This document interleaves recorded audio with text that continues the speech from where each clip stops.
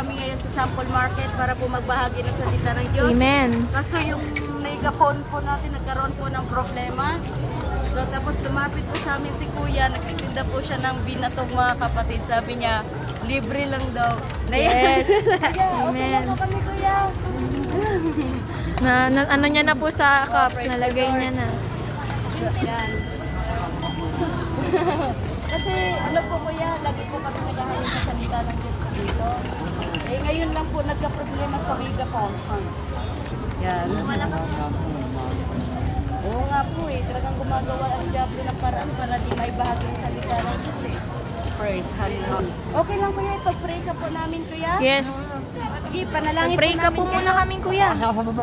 Okay lang po, Ma. kahit dito lang Ma, po. ito po, masaya. Salamat Nak. So, Thank you po, Kuya. Thank you, Kuya. God bless po. Yan. So, galing po kay Kuya. Pagka pumunta po kayo dito sa sample market, nakita nyo si Kuya, bilhan nyo po si Kuya mga Yes, kapatid. napakabuti ng Hawak loob. po. Sige, pag-pray natin si Kuya Okay po, mga okay, kapatid. okay. Aming Diyos na banal at makapangyarihan sa lahat, Panginoon. Maraming salamat po sa buhay ni Kuya, Lord. We pray na pagpalain mo po si Kuya, ingatan mo po ang kanyang buhay sa araw-araw na pagtitinda niya. Pagkalangin ko, ikaw ang magbigay ng maraming customer, Lord, na bibili, Lord, sa binatog na tinitinda Amen. po ni Kuya, Panginoon.